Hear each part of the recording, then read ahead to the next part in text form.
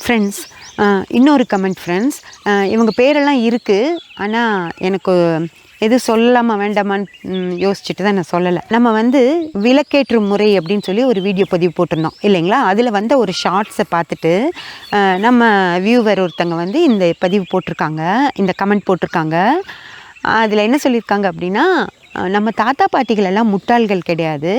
நீங்கள் எப்போ வேணாலும் விளக்கேற்றுங்க, எப்போ வேணாலும் வையுங்க, எந்த விளக்கு வேணாலும் ஏற்றுங்க, நீங்கள் என்ன வேணாலும் சொல்கிறீங்க. அவங்க சொல்லிட்டு போனதை நீங்கள் ஃபாலோ பண்ணாமல் உங்கள் இஷ்டத்துக்கு நீங்கள் பேசிகிட்ருக்கீங்க அப்படின்னு சொல்லி ஒரு பதிவு போட்டிருக்காங்க ஃப்ரெண்ட்ஸ். ஓகேங்களா? நமக்கு ஒரு காலம்னு ஒன்று இருக்குது. நம்ம தாத்தா பாட்டிக்கெல்லாம் வாழ்ந்த ஒரு காலம் ஒன்று இருக்குது. இன்றைக்கி நம்மெல்லாம் வாழ்ந்துக்கிட்டு இருக்க ஒரு காலம் இருக்குது. அன்றைக்கி எந்த ஒரு வீடும் பூட்டவே மாட்டாங்க. ஏன்னா அந்த வீட்டில் என் தாத்தாவோ பாட்டியோ யாராவது ஒருத்தர் இருப்பாங்க. ஹஸ்பண்ட் வேலைக்கு போவாங்க, ஒய்ஃப் வேலைக்கு போவாங்க, அவங்க குழந்தைங்க படிக்க போவாங்க. ஆனால் வீட்டில் ஒரு பாட்டி இருப்பாங்க.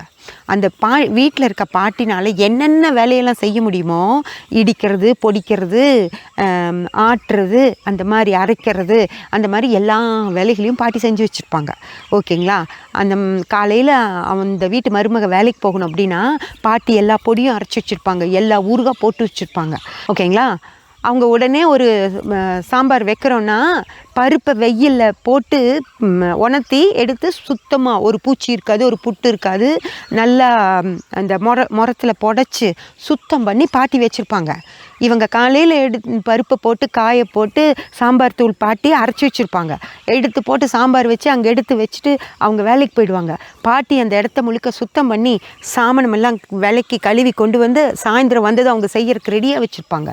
அந்த மாதிரி ஒரு பாட்டி அம்மாவாக இருந்தாலும் சரி, மாமியாராக இருந்தாலும் சரி, வீட்டில் இருந்துட்டு அவங்க வயல் வேலைக்கு போகிறாங்கனாலும் சரி, இல்லை ஆஃபீஸ் வேலைக்கு போகிறாங்கனாலும் சரி, இல்லை ஒரு டாக்டராக இருக்காங்க அப்படின்னா கூட அந்த வீட்டில் இருக்கிற பாட்டி அவங்களுக்கு தேவையான எல்லா விஷயங்களையும் செஞ்சு வச்சுருவாங்க.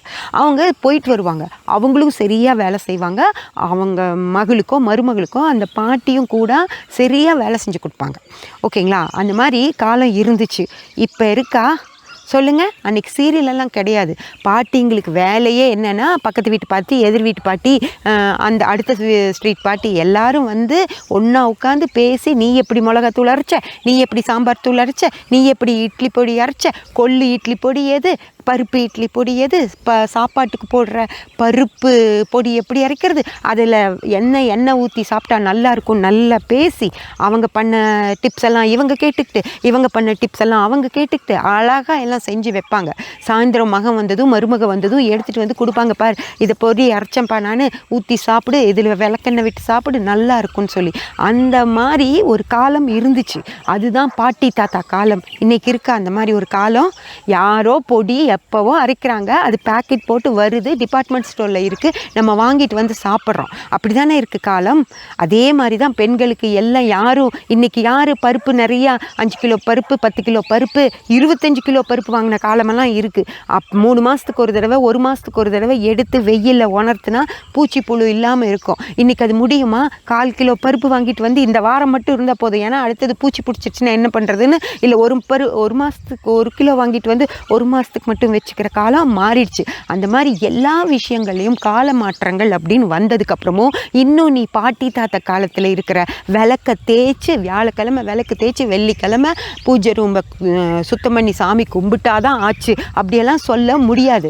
எப்போ நேரம் இருக்கோ அப்போ நீங்கள் சுத்தம் பண்ணுங்கள், எப்போ நேரம் இருக்கோ அப்போ நல்லா சாமி கும்பிடுங்க, நேரம் இல்லையா காலையில் கையெடுத்து கும்பிட்டு போங்க அப்படின்னு சொல்லி தான் சொல்ல முடியும். ஓகேங்களா? அதை விட்டுட்டு இன்னைக்கு செஞ்சே ஆகணும், அன்னைக்கு செஞ்சே ஆகணும் அப்படின்னு சொல்லி நிர்பந்தப்படுத்த முடியாது. தயவு செஞ்சு அதை புரிஞ்சுக்கோங்க. நான் ஒன்றும் இப்போ அவங்க பாட்டி தாத்தாக்கு எதிராகவோ, இல்லை கடவுளுக்கு எதிராகவோ, இல்லை சாமி கும்பிட்றதுக்கு எதிராகவோ பேசவே இல்லை.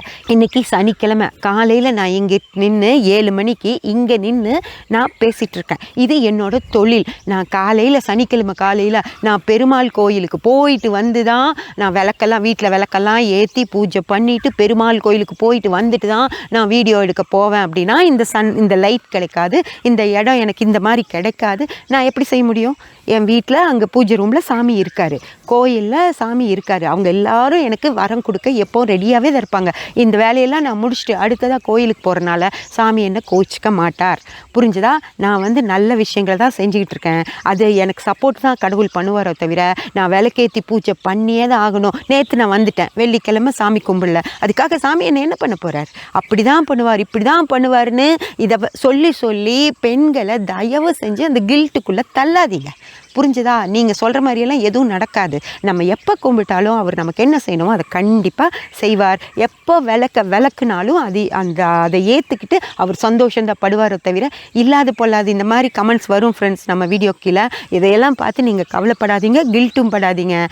எனக்கும் நான் எப்போ என்னால் முடியுமோ அப்போ தான் நான் சாமி கும்பிடுவேன். ஓகேங்களா? அதே போல் நீங்களும் உங்களால் எப்போ முடியுதோ அப்போ விளக்க தொடச்சி சாமி கும்பிடுங்க. அதுக்காக சுத்தம் இல்லைன்னு சொல்லலை, வாரத்துக்கு ஒரு நாள் சுத்தமும் பண்ணுங்க.